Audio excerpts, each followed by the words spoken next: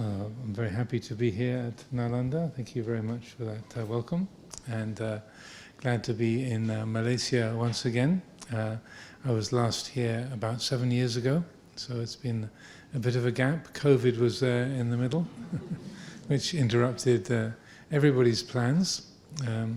But also I mentioned a few places.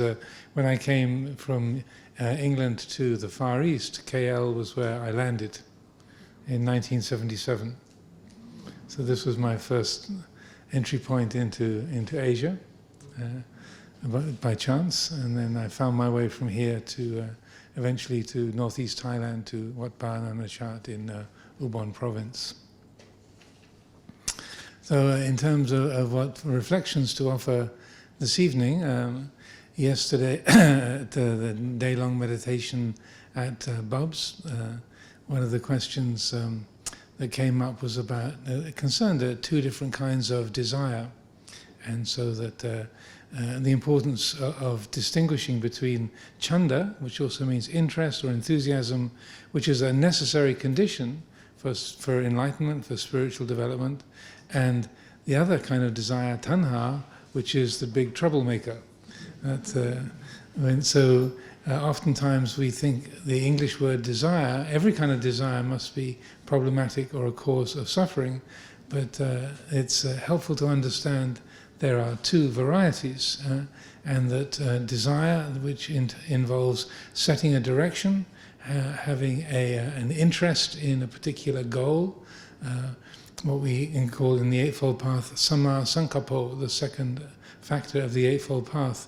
That's extremely important. So it's setting a goal, having an interest, being enthusiastic about a particular potential that we have in our spiritual life, in our working life, our family life, so that that's as we have in the second member of the Eightfold Path, samma sankappo, that's absolutely essential. And so this kind of desire, chanda, interest, zeal, enthusiasm, is to be understood to be a necessary condition. But it can be very tricky to tell the difference between chanda, entirely wholesome interest and goal-directedness, and tanha, which is going to produce suffering down the line. So that was one of the themes. Probably a few of you were there at Bub's yesterday, so I thought I wouldn't repeat myself on that particular theme. But it did bring to mind that sense of having two different types of an important quality is quite a common theme within Buddha Dhamma and Buddhist practice. And so I thought, along with the two kinds of desire that I spoke about yesterday, I thought it would be useful, interesting to reflect upon the two different kinds of happiness and two different kinds of love that we have in the Buddha's teachings. These are, again, just as the two kinds of desire can be confused with each other, the different kinds of happiness can be confused and mixed up, and the two kinds of love can be also confused and mixed up. So sometimes defining the qualities and getting a feel of, within our own life, our own mind, what those qualities are like, how to know them, how to distinguish between the two. I'm not sure, I don't know about the plant life in Malaysia. I'm not familiar with the kind of trees and plants that grow here. But in England, maybe a number of you have studied or worked or lived in England, you might know that there's two kinds of nettle. A nettle, one is called a stinging nettle. That's probably the most uncomfortable plant we have to deal with in England, very mild. So if you touch the leaves of a stinging nettle, it will give you an itchy, stinging feeling for a certain amount of time, half an hour, maybe an hour or so. And there's another kind of nettle called the dead nettle, and the leaves are exactly the same, but they don't sting. And you can often find them side by side in the same hedgerow. The stinging nettle and the dead nettle. The dead nettle has flowers of a particular kind, so you can tell the difference if you look closely. But the two look very, very similar, and I've often thought that, say, the two kinds of love, the two kinds of desire, the two kinds of happiness, they're like the stinging nettle and the dead nettle. They look very like each other, and if we don't pay attention, what you think is a dead nettle might end up stinging you. Or that you might find that you're unnecessarily anxious about what you thought were stinging nettles, but they turn out to be dead nettles. So I'm sure you've got a similar things in the plant life of Malaysia that you can compare that to. So there are two kinds of happiness, and Venerable Ajahn Buddhadasa speaks about this quite extensively in his teachings, and it comes up very often in Dhamma expositions. So the first kind of happiness is the happiness of getting what you want. So maybe the better English word is gratification. It's a long English word, gratification. The Pali for that is asada. So gratification, we do feel happy. We are hungry, we have some food to eat that we like. Yes, happy. That's a happy feeling. We go to a movie and we see the actors that we like and they're doing a great job in that film and we enjoy the story. Yes, makes us happy. We are separated from a friend that we haven't seen for quite some time, and when we come together, oh, so glad to see you, happy feeling. So there is a happiness there, and so it's helpful to understand, to appreciate. The Buddha said, yes, that is pleasant. Asada, it's gratification. There's a positive, delightful feeling. In terms of our neurophysiology, going back to my university years, in terms of neurophysiology, this is the kind of endorphin flush. When the endorphins land in a particular spot in the brain, there's a, yes, this is delightful, this is pleasant, this is good. And so a huge amount of worldly living is based around getting that asada experience, the endorphin flush, to put it very simply. And so that is one kind of happiness. But that kind of happiness is very dependent.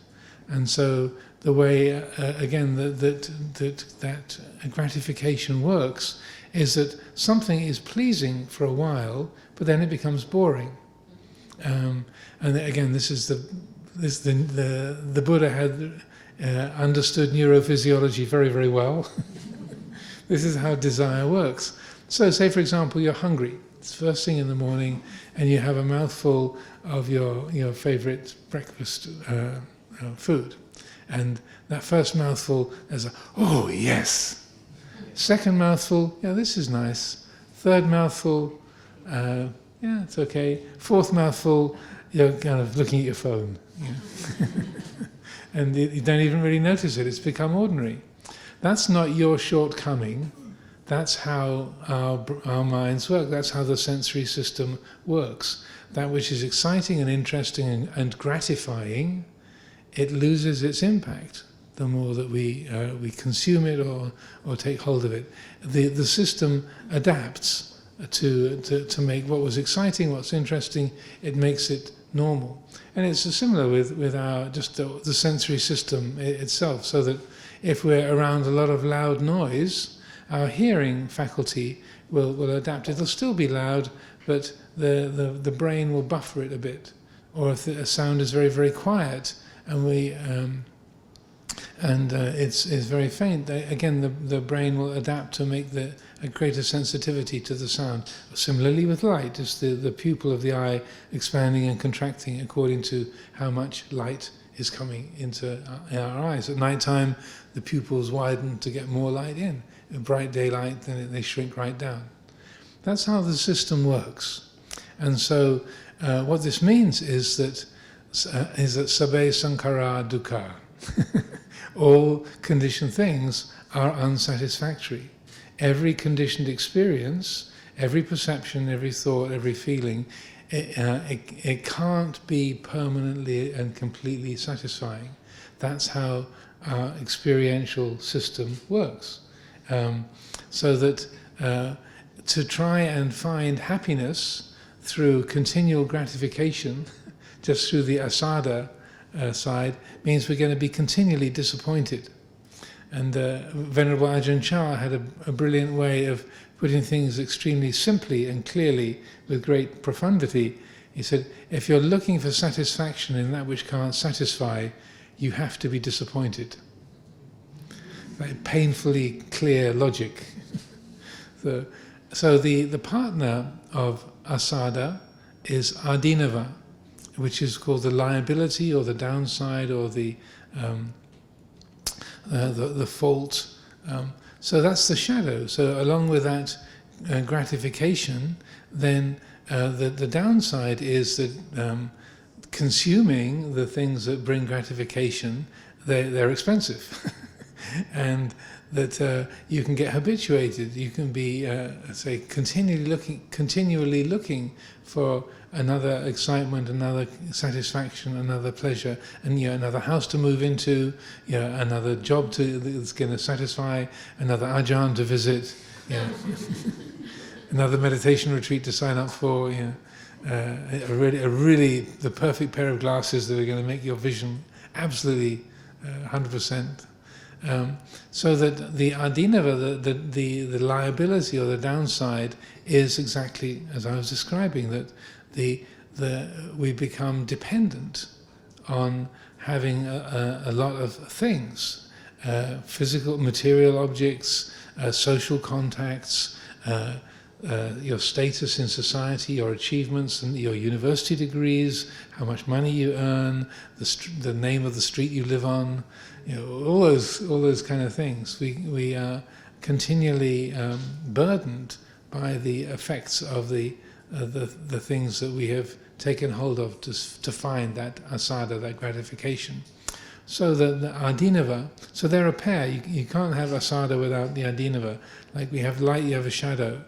That's the way it works. Like the light shines onto this gentleman's knee, and there's a shadow on the floor. It's like there's a light, there's a shadow. So if there's asada, there's always adinava. They're a pair, and so that kind of happiness we can call a worldly happiness or a lokiya kind of happiness. And then the other kind of happiness is essentially the happiness of not wanting anything, the happiness of sukha, which sounds very like the word for sugar. So sometimes you think, sugar is happiness? That's more in the asada bracket. So sukha, S-U-K-H-A, sukha, is a profound kind of contentment, a happiness with a quality of well-being. And that's the happiness that comes as a result of Dhamma practice, of spiritual training. And that it's a quality of ease and peacefulness. All those qualities make up the experience of sukha. And so that kind of happiness, if it's based on mindfulness and wisdom and spiritual development, then that is independent of circumstances. So whether or not you have a pleasant sensory experience, the heart can experience sukha. You can have chronic pain in the body and still experience that kind of sukha. So it's a quality of contentment, not looking for something to happen or something to stop happening so I will feel good.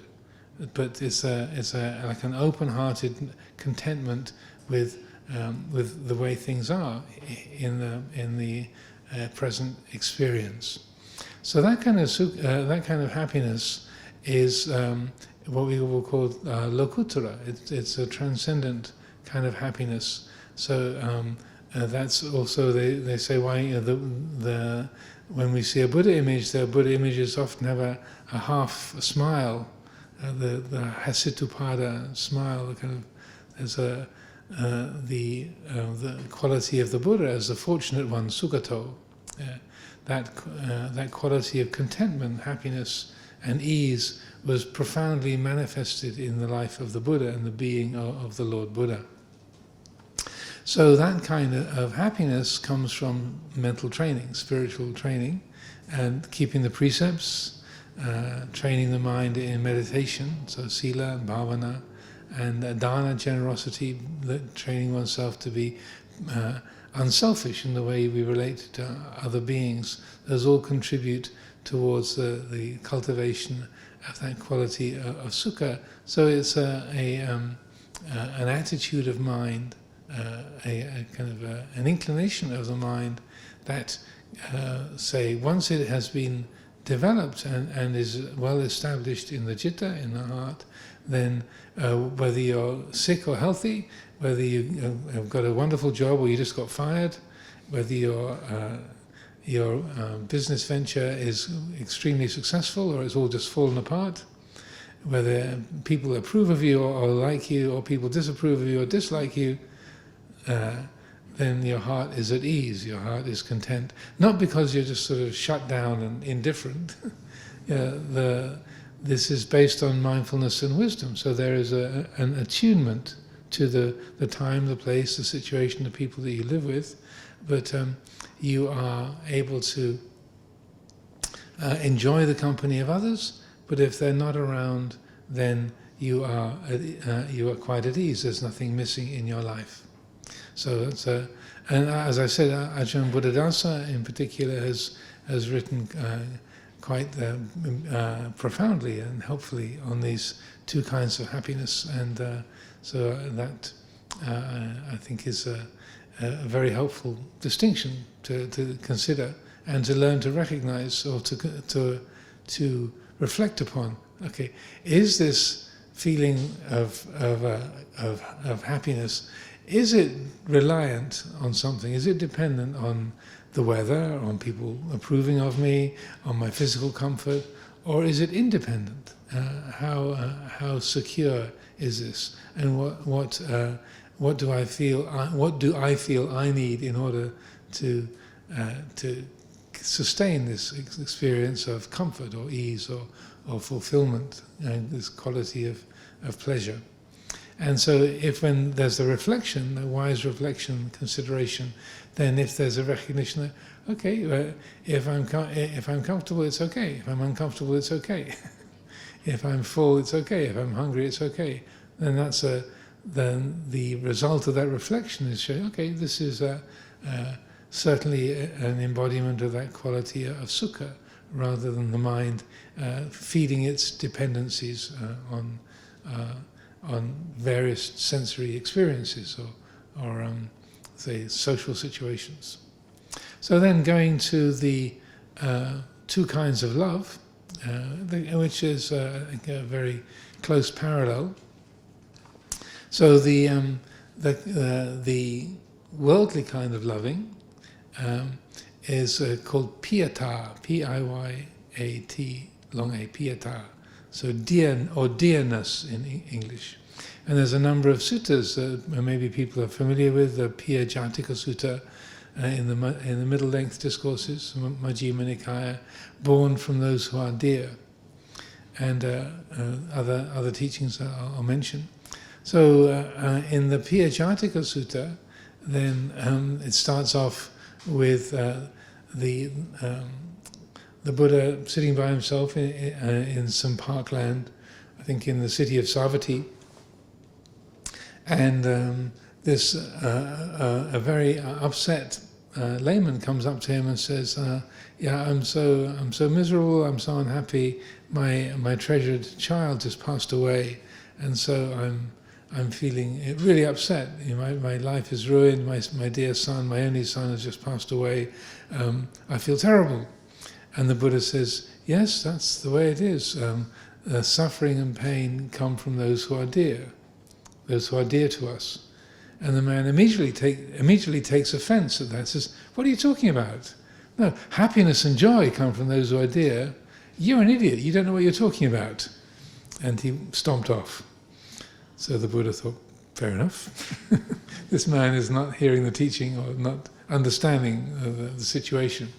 So then, as it says in the sutta, then he saw some other people gambling, playing dice or gambling nearby, And he went and chatted with these fellows and said, yeah, that foolish monk, he just said that sorrow and pain are born from those who are dear. But everybody knows that it's happiness and joy come from those who are dear. Isn't that right? And they said, yeah, sure, absolutely. Everyone knows that. And so he thought, I agree with the gamblers and not with that monk, with the monk Gautama. So the story of these exchanges went through the rumour mill and rattled around Savatthi until they arrived at the palace. And so that produces a dialogue between King Pasenadi and Queen Malika. And King Pasenadi says, well, the master is usually right, but in this instance, I really think he's got it wrong, because everybody knows that happiness and joy come from those who are dear to us. And then Queen Malika says, well, if the master has said it's the case, then I believe it's the case. And he said, and then the king is irritated. They have a little domestic dispute. The king says, "Pah! Away with you! Whatever the monk Gautama says, you always agree with him. Off! Get out of here! Leave me alone." So there's a little friction in the home between King Pasenadi and Queen Malika. She says, "Okay, fine." So eventually, things come around, and they invite the Lord Buddha to come to the palace, and then they have a chance to ask him the question about this situation directly.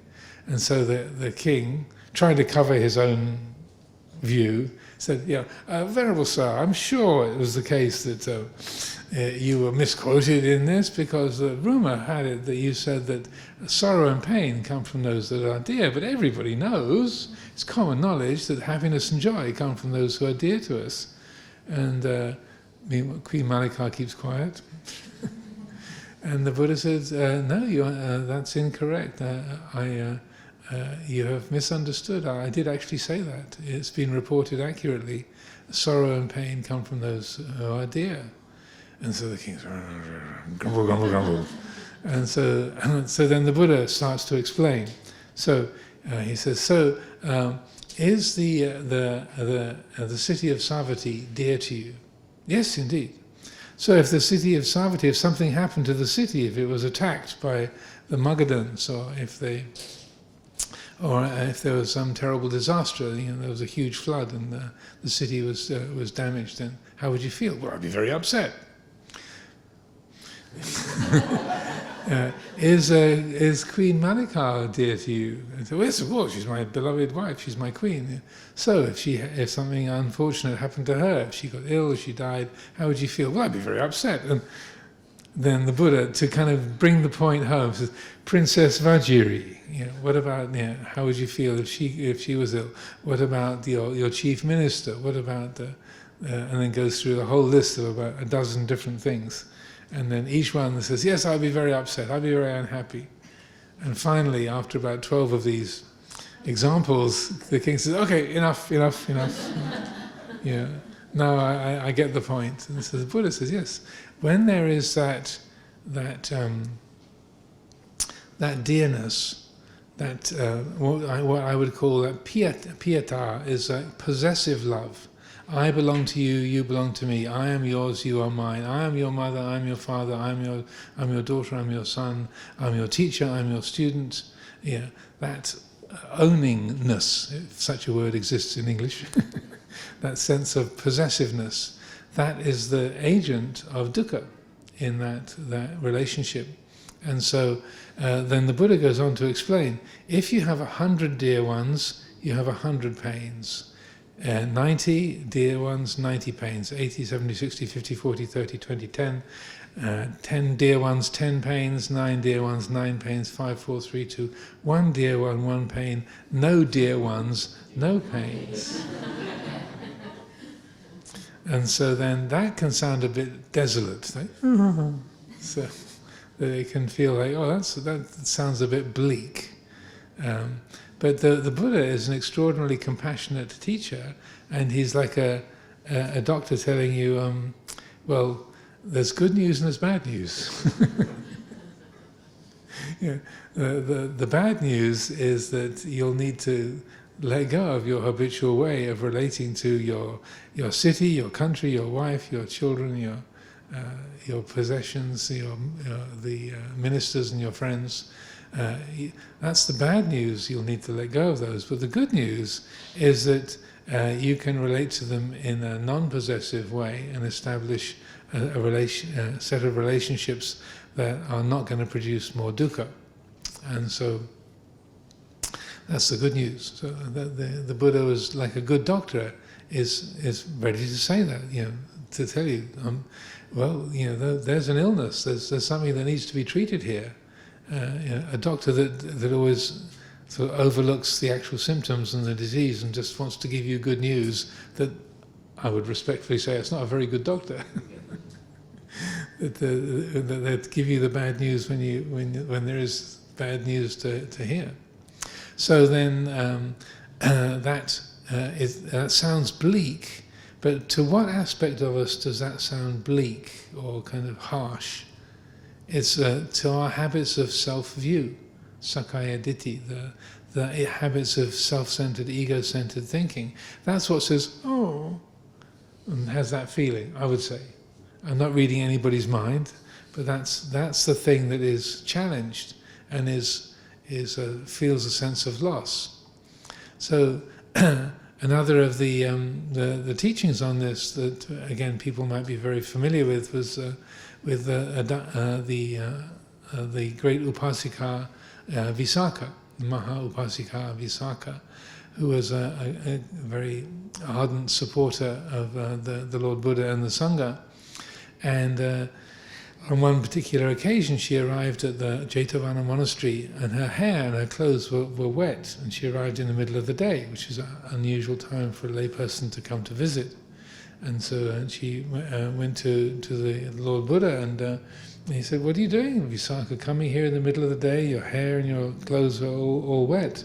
She said, "Well, I've just been at the funeral for my little granddaughter, and she was very dear to me, and so I just come from the funeral service, which you have this ritual bathing that happens in the funeral service. So that's why my hair and my clothes are all wet from the rituals. But I couldn't think of going anywhere else because I'm so upset, so unhappy about the death of my little granddaughter." And so then the Buddha, realizing that Maha Upasika Visakha is already a stream enterer and is quite wise, a little wiser than King Pasenadi, I would suggest. She's quicker on the uptake, as they say. So he says, "So Visakha, would you like to have as many children and grandchildren as there are people in Savatthi, great city?" So according to the stories, she had 10 sons and 10 daughters, so 20 children, and they each had 10 sons and 10 daughters. So she had 400 grandchildren. So she was a big family person. So 400 grandchildren. And so she already had 400 grandchildren and 20 kids. And so then the Buddha said, "Would you like to have as many children and grandchildren as there are people in Savatthi?" She said, "Well, yeah, of course. The more the merrier." And then the Buddha said, "So, Visakha, does a day in Savatthi pass by without there being 10 funerals? 10 people pass away. If not 10, 9. If not 9, 8. If not 7, 6, 5, 4, 3, 2. At least one person dies every day in Savatthi. So, would you ever be without your hair and your clothes all wet from the funerals?" So she gets the point very quickly. So, "Oh, enough of having so many children and grandchildren." And then the Buddha gives the same kind of teaching. That if we attach to our family members or our friends, our teachers, in these kind of ways, then inevitably we are creating the causes of dukkha. So the other kind of love, so I would call that piyata, is possessive love. And the other kind of loving is mettā and karunā, loving kindness, mettā, and karunā, compassion. In particular, I mean, they can bring other qualities in, but I would say those are the main two qualities. And so that is a love that liberates. So mettā and karunā, they're non-possessive. So mettā is that feeling of benevolence, but there's no sense of owning. So that or compassion. So in Buddhist psychology, compassion has a bit of a different. Karunā has a different meaning from the English word compassion. So compassion in English literally means to suffer with, from the Latin compassio. So, like the suffering of Christ is the passion of Christ. It's called the passion. So that compassion means to suffer with, but karunā is a great brightness. It's abundant, exalted, immeasurable. It's a Brahma Vihara. It's a great, vast brightness. It's not a state of suffering. So, and we say the Buddha had infinite compassion, like the ocean, and so that the Buddha was not suffering on account of the suffering of others. So that again, that both the warmth of loving kindness and the sympathy or the empathy of karunā, they are not possessive. They're liberative. They let go, and so that we're relating to others with a heart of great kindness, great warmth, great benevolence, but we're not creating a dependency. There isn't the I belong to you, you belong to me. So the result, if we can cultivate the mettā karunā in our hearts, then we care deeply about others. We are happy for their good fortune, and they are important to us. We work hard to help other beings, and when they are suffering, then we experience karunā, but we don't take it personally as well. So that so sometimes. When people come to visit, they say, "Oh, Ajahn, I haven't seen you for a long time. Did you miss me?" And you go, "Well, I'm a bhikkhu, so I can't lie." And say, well, "No." "Oh, how can you say that?" "Well, it's because it's true." So sometimes people are quite offended by that, but then it can be a little bit of a strange question to ask. Although people would say. Like when I was living in California, and Luang Por Amaro was an Amaravati, and I had been his close disciple for a long, long time.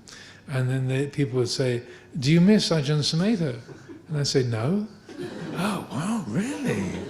So don't you respect him? Or, is there something wrong between you?" "No, I love him dearly. He's my great, exalted and wonderful, much appreciated teacher." "Well, don't you miss him then?" "No." And so I'm not making any claims, but just sort of using that as an example. So, but if you really love him and respect him, don't you want to be with him all the time? "No." No. And when we're together, then you kind of explain. When we're together, it's great. I really enjoy his company, and we have a lot to talk about, and it's very enjoyable. We really delight in each other as living beings. But if he's not around, nothing is missing. And even at Amaravati, like people say, "Oh, so you live together with Ajahn Sumedho now? That must be really great. So do you see him every day?" I said, "No." Like we're in the same monastery. I see him maybe once every 10 days. Really, that's the truth. We arranged that. I have to put it in my calendar. Have coffee with Luang Por about every 10 days, every couple of weeks, when I can find a space in the calendar. And then when we sit and have a great time, chat for a couple of hours. But then the other days when I'm not having coffee with him, then he has his own schedule, and I just don't see him. And so there's nothing missing. So this is what they would call we're cultivating an independence of others, a self-reliance, and so that if we can cultivate that say the transcendent kind of loving, mettā and karunā, as a sort of lokuttara, above the world, a non-worldly kind of loving. that makes a big difference in our life, a big difference in our world. So it's not being hard-hearted or cold or like, but rather it's just changing the emphasis, letting go of the self-centered perspective and going to a Dhamma-centered perspective, or a nature-centered perspective, so that you are relating to others in a very natural, comfortable, easeful way, but there isn't that sense of ownership, of possessiveness, or dependency. And so similarly, when we're in relationship to our parents, and we're looking after our parents or loving our parents, and so when one of our parents passes away, then we'll feel sad, and a sense of say recognition or a quality of grief that they've passed on and they're not around anymore. But that quality of sadness or grief, I would say that again, that's a natural result of the closeness that we've had with other beings or dear friends. To say that, recognizing, okay, that person's gone, then there's a sad feeling. But again, the mind can relate to that sad feeling without it being burdensome or creating suffering around it. Once again, the Lord Buddha, he was giving a Dhamma talk at a place called Ukachela, a large assembly of people gathered together. And he said, it's as if this assembly was empty now that Sariputra and Moggallana have passed away. So that was his feeling. So the Lord Buddha himself saying, even though there's hundreds of people here, it feels like the assembly is empty because these two close companions in the holy life had passed on. So I feel that's an extremely significant teaching. And I think one of the strengths of the Southern Buddhist tradition of Theravada is that these kind of things are still there in the scriptures and are recollected and are passed on. In the Northern Buddhist world, they kind of tend to be edited out, and the Buddha is more of a kind of utterly perfect and cosmic figure. That he gets sick as a teaching method in the Northern Buddhist scriptures. It's like he manifests illness in order to teach living beings. In the Pali scriptures, he gets sick because he has a body. It's like, the rupang anatta, the body is not self. Bhayati dhammami bhayading anatito. The body is of the nature to sicken. So it's much. I feel that's a strength of the Pali tradition. I really do. And so in that instance, there's the Lord Buddha saying that it feels like the assembly is empty because these close companions have passed on. He's not shedding tears. He's not complaining. He's not broken down at all, but he's noticing, there's that shift, there's an emotional tone because of the passing on of these ones who have been close. So when we talk about not having any dear ones, that it's not a hard-heartedness, it's not a kind of coldness, but rather it's a balanced and say a natural attitude towards our emotions as they arise, and similarly with physical pain. That another of the really important teachings that are going from emotional pain to physical pain. Another of the really important teachings is about 6 or 7, maybe 8 or 9 times in the suttas that when the Buddha is old, he's giving a Dhamma talk, and he'll say to Mahakachana or to Sariputta or Ananda, say, Kachana, my back is paining me. The assembly is still awake. I'm going to lie down and stretch my back. You carry on giving a Dhamma talk because the assembly is still awake. So not only did the Lord Buddha have chronic back pain, but he was ready to interrupt a Dhamma talk and go and lie down and stretch his back and to ask somebody else to carry on with the Dhamma talk. So he had pain and he was ready to do something about it, but he didn't create suffering around that. So again, I feel this is a very, very useful teaching So we might feel like, oh, I should be like the Buddha, I should just tolerate the pain and make it kind of an endurance test. But the Lord Buddha took action to relieve the pain in his body, and so would interrupt giving a Dhamma talk to let that happen.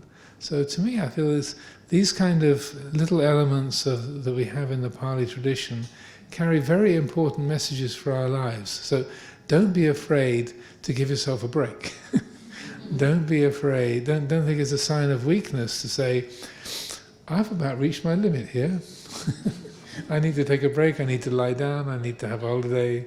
Yeah, or that this person in my life has just passed away, so I'm needing some days, some time to digest that. That's a big change in my world, so I can't just drop it.